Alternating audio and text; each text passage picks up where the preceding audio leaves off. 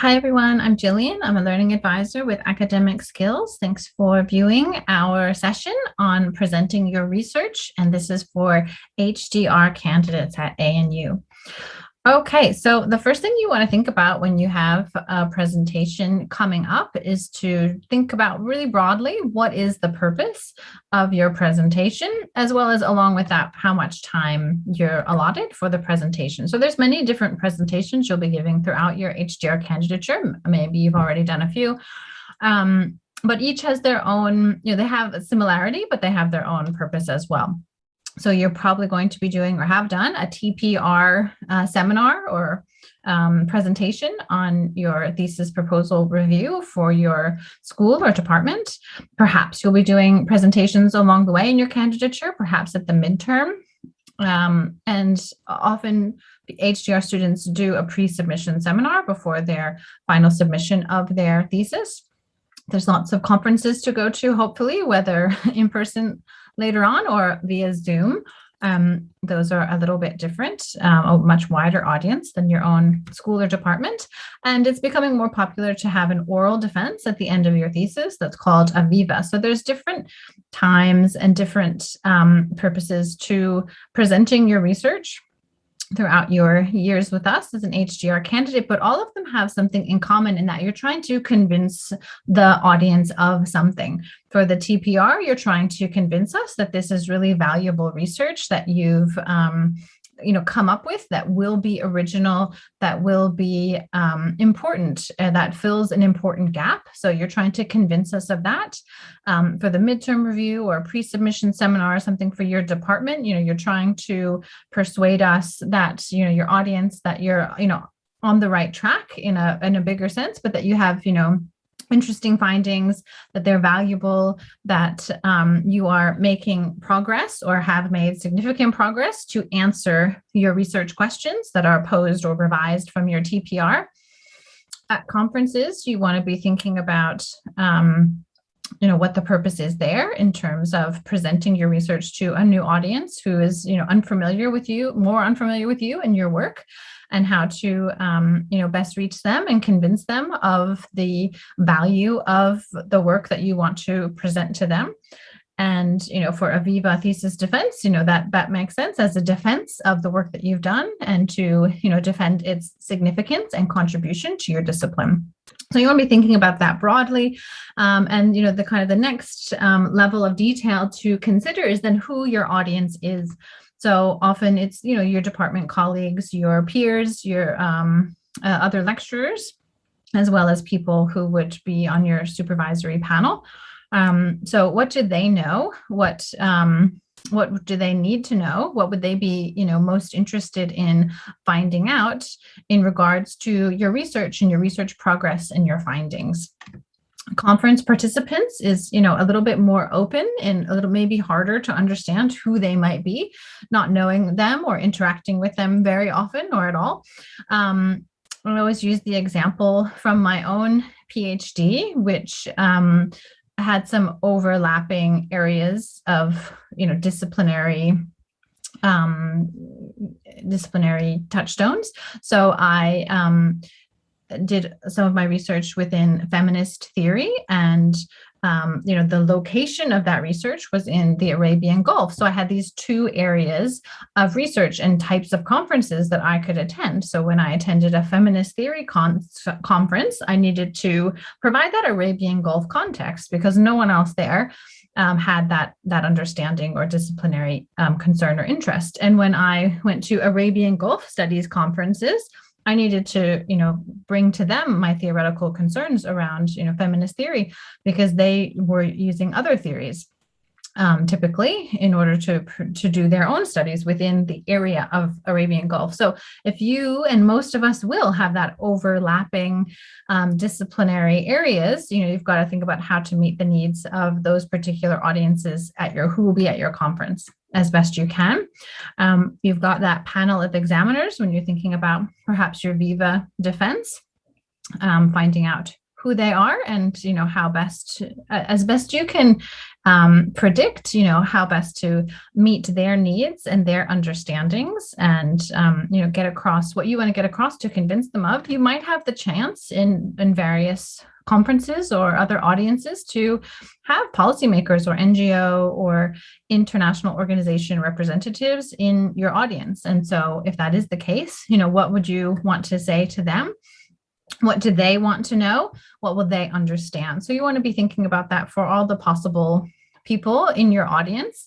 What would most engage them with their level of knowledge and understanding, while also, of course, being true to your research and results. How can you best get across to them the value and worth of your research? So just things to consider, first of all. And you might want something out of your audience as well. It's not just meeting their needs, but maybe you can get something out of it as well. What do you want from them? You might want their feedback in a general sense, or advice on specific aspects of your research. So don't be afraid to ask for that, particularly within your own department. It's good to show your openness and security around your own research and willingness to take on that feedback to improve. But the main thing you want to do is to convince them of your argument. So still thinking about, what can you do to best convince them of your argument, your approach, your results, and how you found them, how you interpreted them, their meaning. All of that is something to convince an audience of. And it may be that you want funding for your project as well. So be thinking about what from before, who your audience is, what they need, and what you might need or want from them.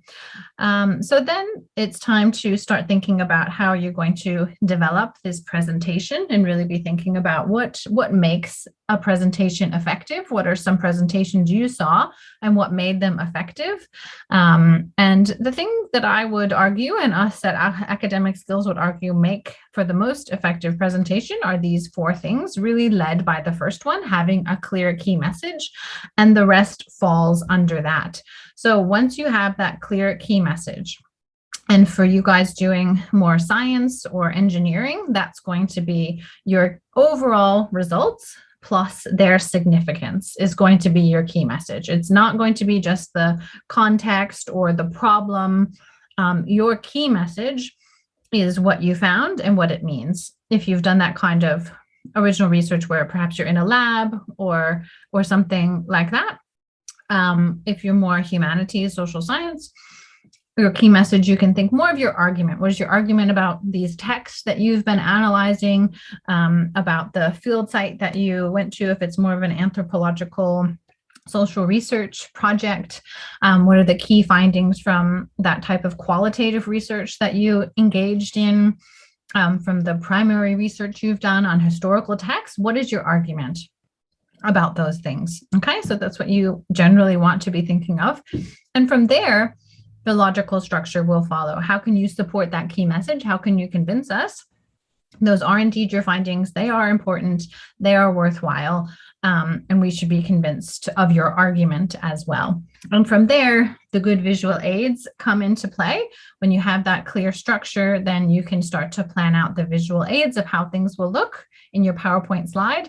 And then you can practice for a stress-free, confident, engaging delivery. Okay, so we'll be going in that order, covering those 4 things. First of all, key message. So what is your key message?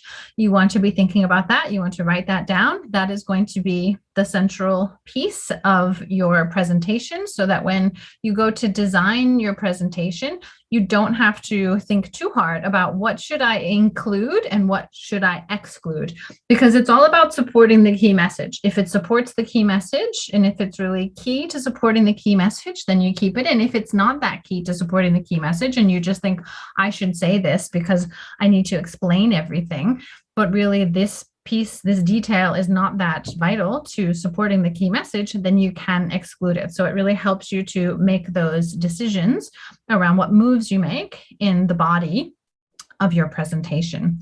So here's an example of an unclear key message. It says, this thesis investigates the role of targeting these things and photoreceptor loss in retinal degeneration. So it's not really telling us a lot. It's telling us, the key words of the topic and the kind of endeavor taking place in a vague way, an investigation, but it doesn't tell us the fruit of that investigation, and that would be the results. The results would be, well, what did you find in this investigation?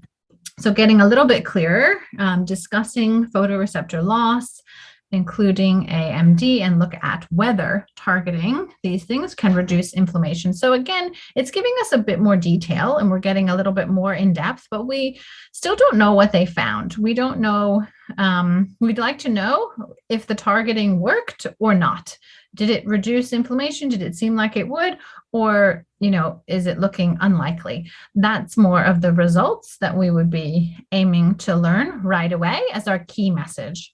And so this one is clear, demonstrates the value of targeting these things as a strategy for reducing inflammation. Okay, so we get that. This seems to be working. There's therapeutic value in targeting these things, and that it's looking like it reduces inflammation. So we see the bigger significance in the results that they found. And there's other ways to represent this visually. You can do it more with, breaking up the bullet points, or more like this using smart art. And that is, quite subjective and specific to disciplines, what you feel looks appropriate and professional in your particular area. And perhaps it's just more your own aesthetic, what you think, looks engaging and looks professional, just, presenting some different options and ideas. And now for more of a, humanities perspective on a key message. This one would be unclear, not clear enough. The presentation investigates how monks perceive and define the characteristics of a good monk. So again, you may be guessing, what we want is not just to state you're doing an investigation. We want to know the result of that investigation. So we would want to know, a couple steps further than this, how do they perceive and define the characteristics of a good monk? What are those characteristics? So this one is getting clearer. I will discuss the characteristics gathered through my ethnographic research. So getting more details, but still not getting to the deeper point that we would want. And so here it gets clear. The presentation argues that while the characteristics of a good monk varied among participants, there are some key similarities, namely self-composure, calmness, and discipline. Okay, so now we've gotten to a key message there that they found some in their interviews, trying to find out how lay participants in temples have defined what a good monk is. They found some variety of answers, but a clear theme in that these three adjectives are what these interview participants most answered when they discussed the characteristics of a good monk. Okay, and perhaps this person could also add to that, why is that significant as well? We might be missing that, but we do have an argument here where we have the results of their field research. Okay, so we can again see different ways to visually represent this. Just to show you those different ways again. Okay, so thinking about your key message, you want to write this down somewhere. You want to have this ideally as an outline that we'll see soon in terms of how to think about your key message plus its structure. But you've got to start with identifying your key message. It will not just be context. It will not just be the problem or question or debate. What is your key message here? What are your overall findings? What is your argument? If it's a TPR, why is this research important to carry out? Okay, so moving on to structure, and then how you're going to structure your presentation based on your key message. So, you want to be then thinking, what do you need to do to explain this argument, to support it? How many steps is this going to take in the time that you have? What are those big ideas? You want to really break down with the structure. This is my key message. So these are the, several big points that support that key message. And then you can think of the details that then support those bigger points. and be practicing or thinking about how to lead us through it. And maybe it's more orally signposting. My first point is this, my second point is that, or maybe it is signaled through your design and through your structure, how you're moving through and clearly, smoothly moving through the points that you're making that support your key message.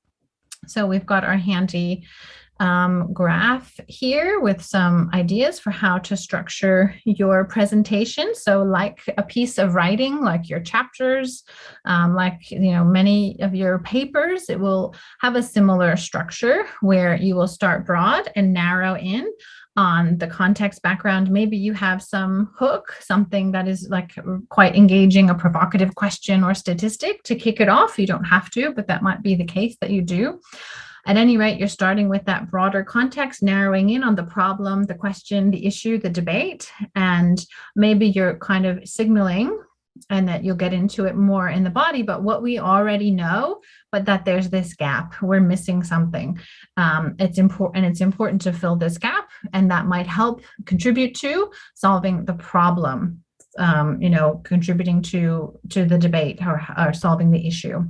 And that leads into your key message, as well as wrapped up with that can be your signposting. What's coming up in the body of this presentation that helps to support that key message. And then you've got your structure, that's your line of argument. That's structured by, what you think of as those main points that are going to support it. And then your conclusion broadens out again, restating your key message, bringing together all your main points and drawing out the implications of your findings. So in terms of timing, you want to think about potentially 10% or a bit more for the introduction to do all these things. If it's like a 20-minute presentation, you might give yourself about 5 minutes or less, 4 to 5 minutes for the intro. But you certainly want to give yourself time to cover the body and get to, really showing us how you got to your results and why we should be convinced of those results. And less time maybe for the conclusion, maybe, more like 2 or 3 minutes. I think we've all seen presentations where the presenter has spent a lot of time giving a lot of context, revving it up, spent a lot of time on the lit review, and in the last 5 minutes is just racing through their results when all we wanted was really to focus on those results and how they got to them. So it's a shame to race through the most important part of your presentation. So you want to make sure it's well paced and well structured, and that you consider that from the very beginning.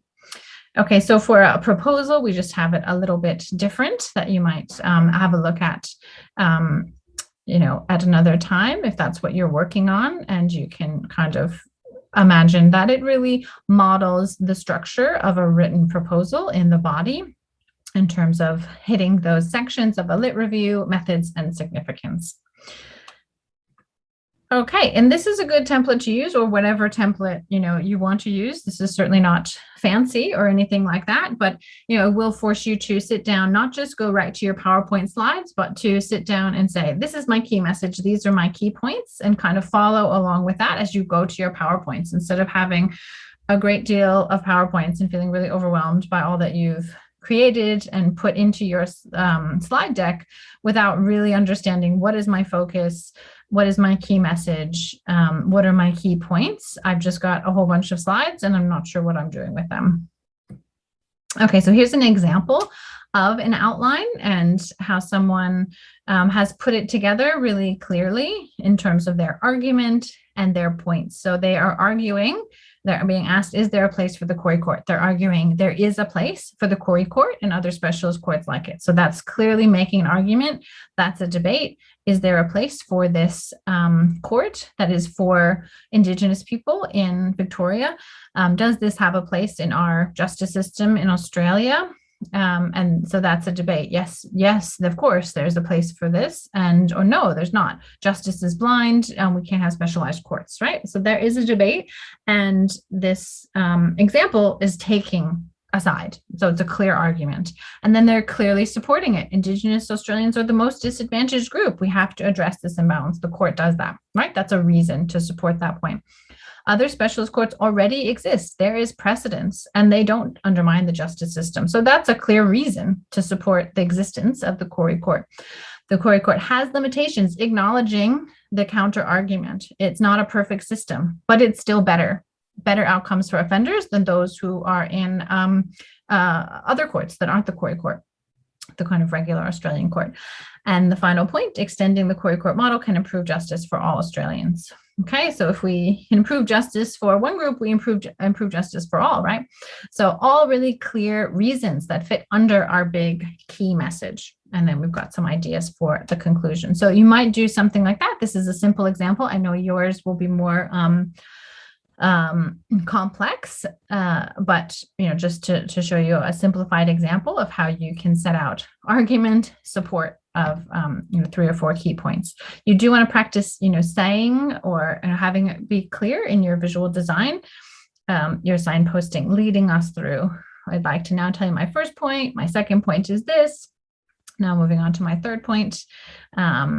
And all of that, you want to make sure you build that in so your listener is very clearly following along. Okay, moving on to visual aids then. Once that's all set with key message and structure, now we suggest you move to your PowerPoint and start designing, because you've got everything else squared away pretty much.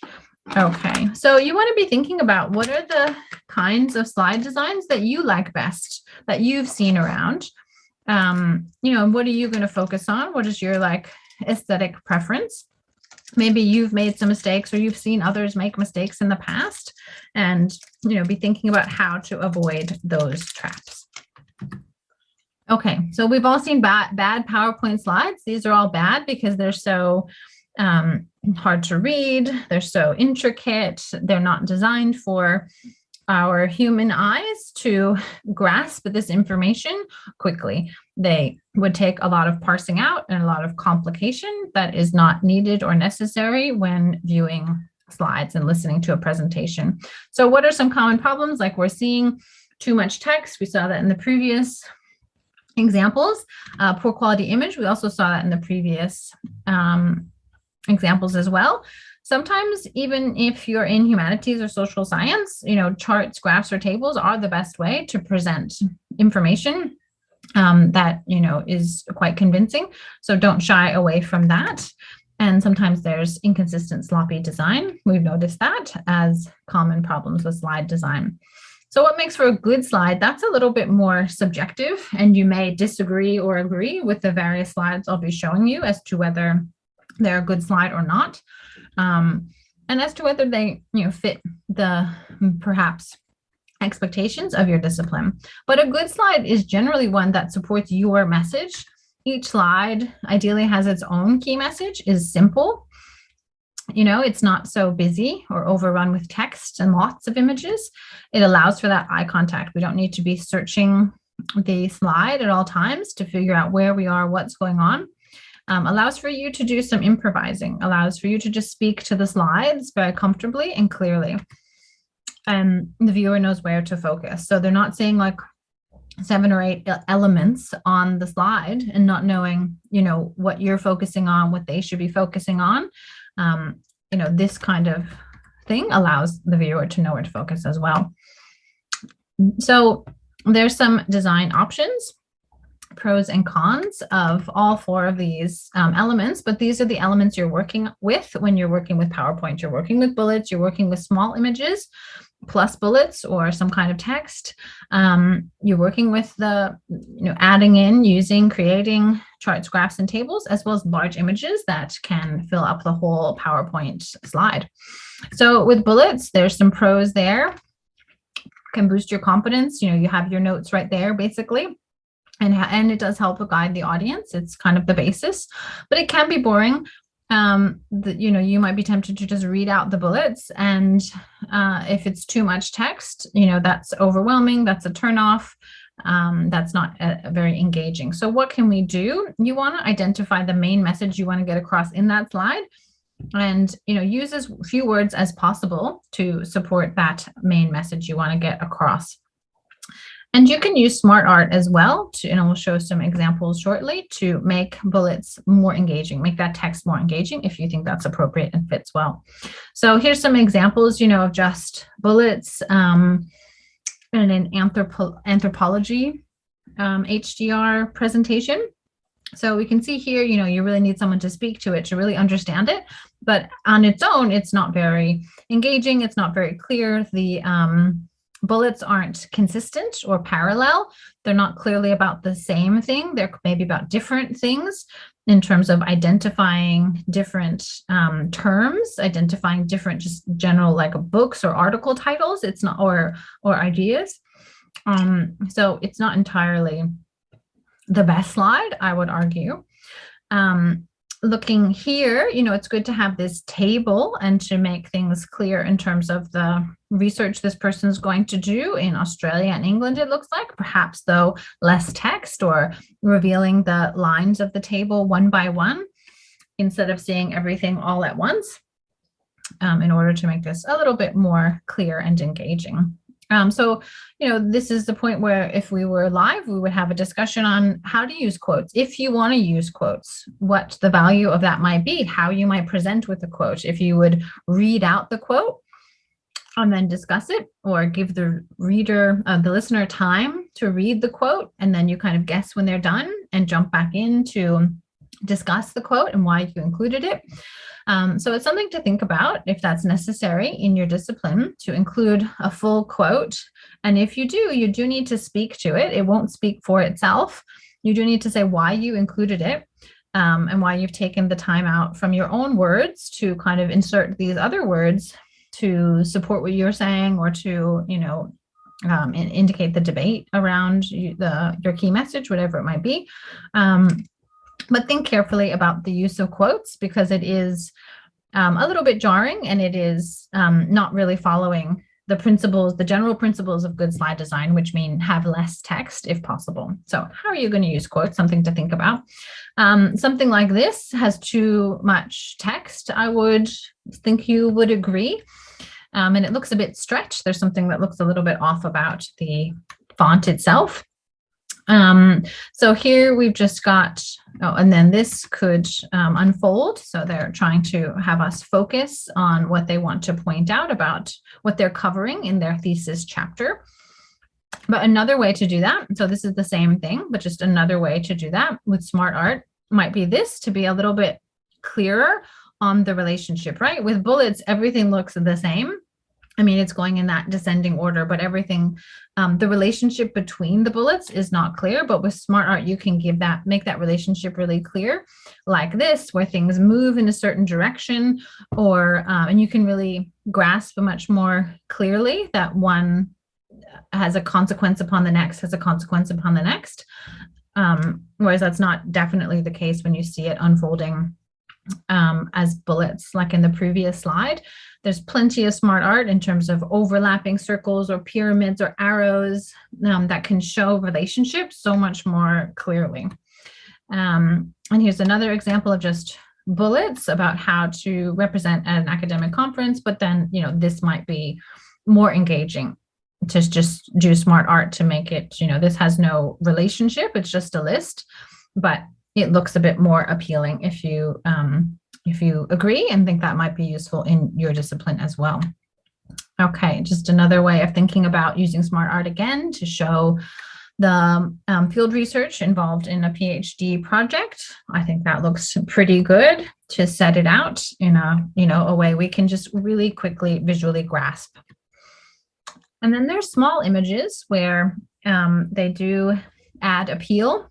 And the more we use images, the more memorable it is. The more we actually do remember what you're saying. It does reinforce the key message, but it's hard to find those good ones. It's hard to find the right ones. And it does mean you have to prepare a bit more and be ready to improvise more than if it's a lot of text.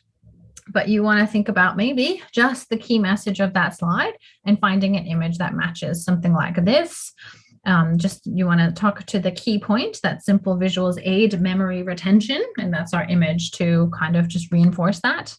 I just want to say there's no vaccine for this, indicating the problem, and that this researcher is going to be, working on contributing to the creation of that vaccine.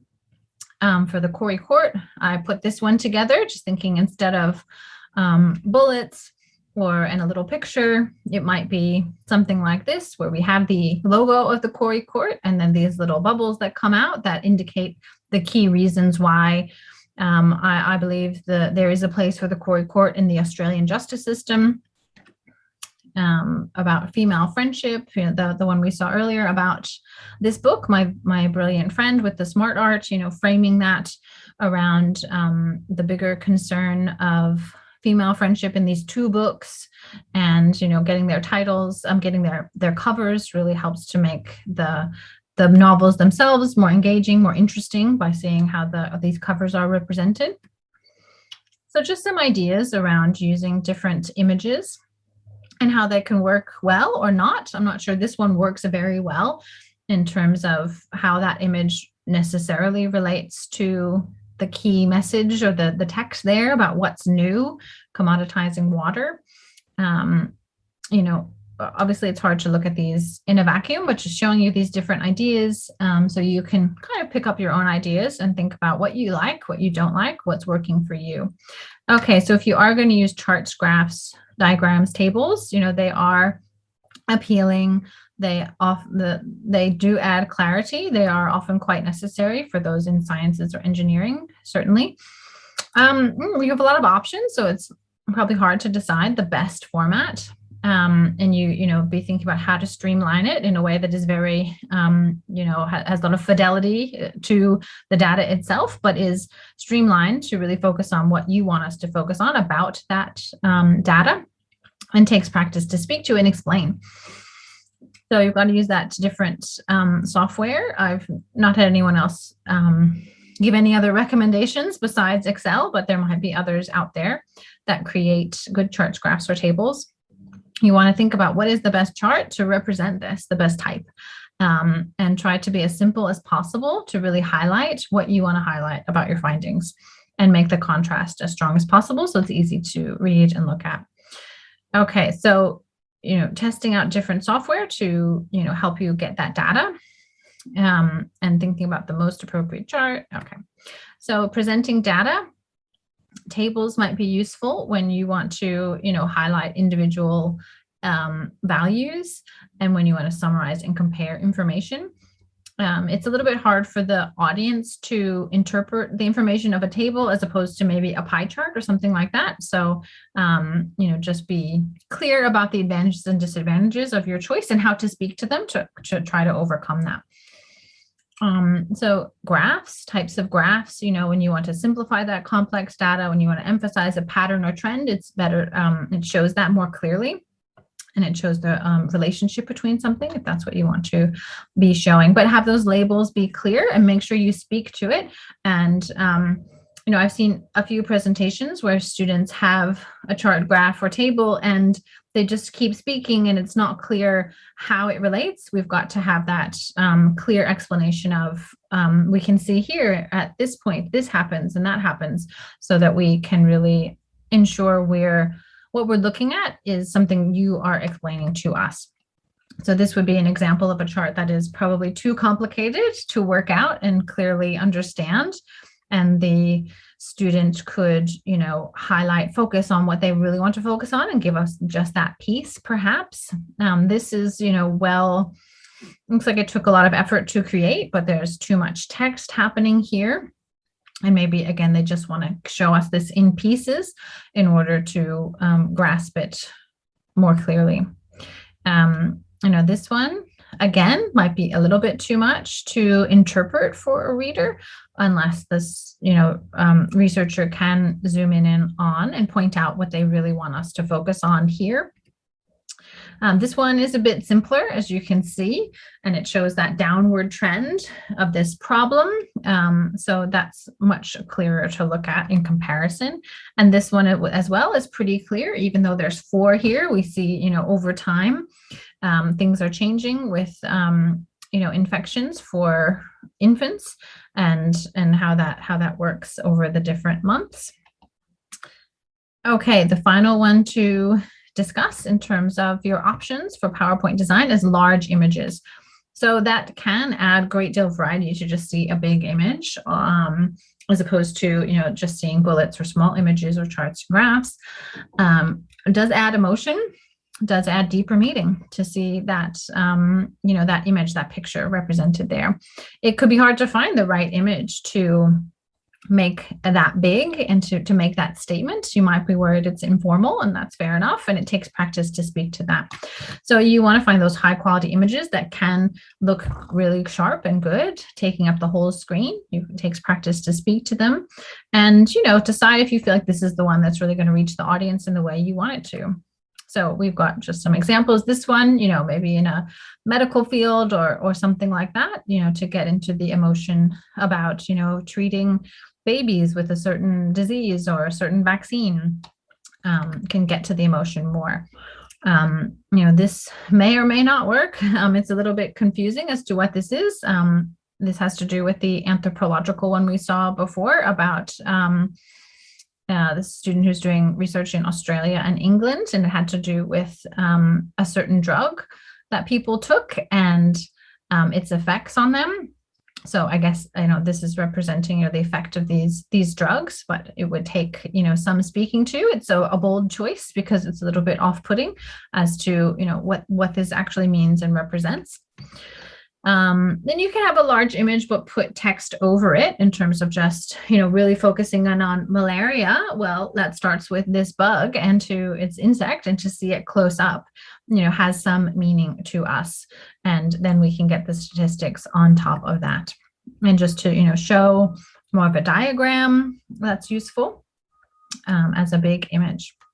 Okay, so then, thinking about that, what large images could you possibly use? What would make sense for you? And perhaps you don't like that idea at all, but just being aware of the options is helpful. Okay, so to find these images, whether large or small, you want to think about using these on Flickr, Canva. There's a free version. Unsplash is all free. Pexels, Morgfile. You might want to take your own, but make sure they're high quality. Okay, other things to consider, the font, you might want to, the themes, the theme, you might just use the ANU theme. They have a new set of themes that look quite nice. Another one that is quite simple, animations that has to do with just what I'm doing here, the reveal, disappear sort of look, and it helps the viewer focus. Transitions between slides, you probably just want to keep it on the default, but there are some fancy ones as to uncover or things like that. The transitions between slides, perhaps you want to embed video. You want to think about variation, like we talked about, the 4 elements and how you can vary that. So it's not all white text and bullets. And you want to think about accessibility, high contrast of colors for everyone to be able to see clearly. And then finally, when all that's set, you've got to practice. You've got to think about how you're going to deliver this. We can't work this hard and then not practice, feel nervous at the delivery. I've seen a lot of students who have prepared all the way up to here and then seen them deliver and they hadn't practiced. And, that's when all your hard work could not work out for you because you're unprepared for the actual moment of delivery. So make sure you don't skip this step. Do what you normally do, maybe add to that as well, but I'm not saying you don't already have a good plan and style for preparing for a presentation. And if you do, that's great. But if you're someone who doesn't want to prepare because it causes a lot of pain to think about the presentation scenario and you want to avoid that pain, I would argue that it will be more painful in the moment when you feel like you aren't prepared and you could have been. So it will only make you more confident to prepare. And if you prepare and you realize you mess up, the slides are a little bit out of order, you have that time to fix it and say, thank goodness I've prepared, because I won't make this mistake again. I won't make this mistake in the presentation itself. So maybe you are afraid of presenting your research in front of a group. Some things to think about. Presentations are a part of life. You might just think, I have to accept that, especially part of, academic life.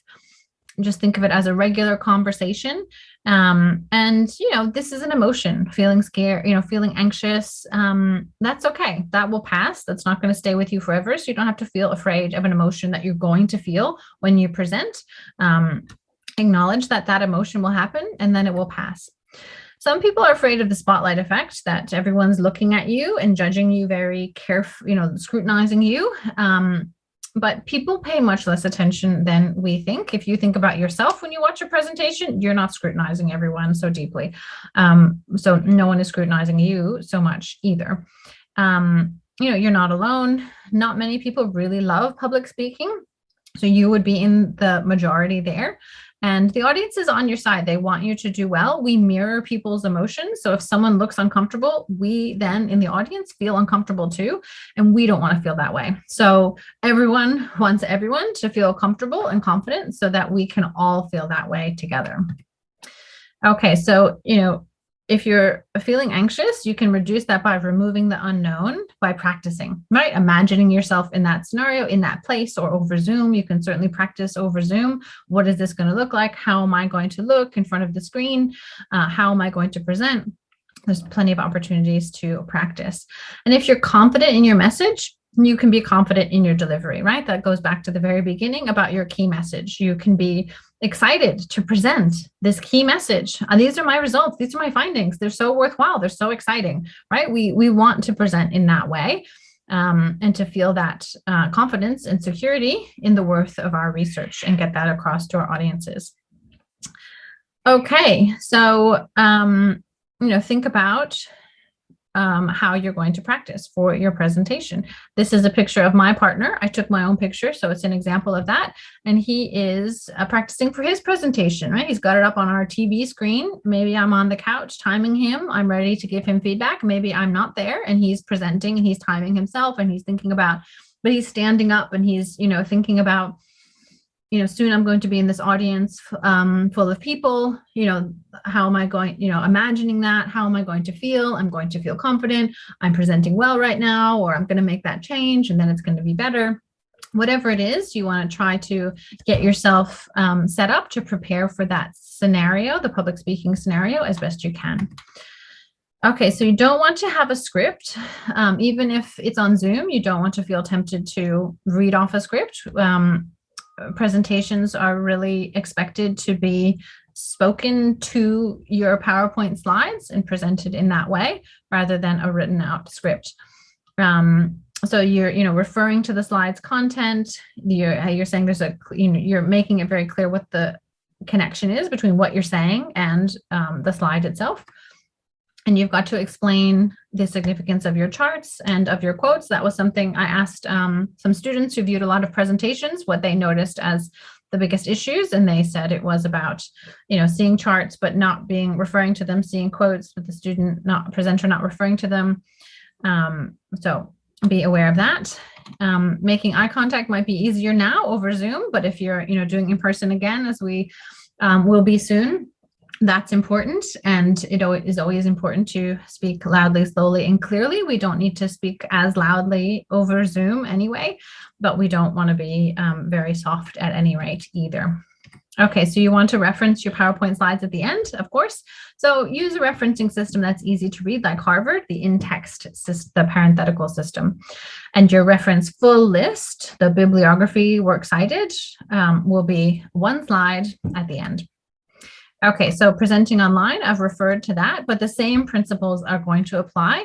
It's, going to be the same thing with the key message, structure, visual aid, and practicing delivery. But you want to create a nice setup to deliver your presentation. I've created a standing desk because I feel more comfortable teaching while standing, right? That's much more natural to me.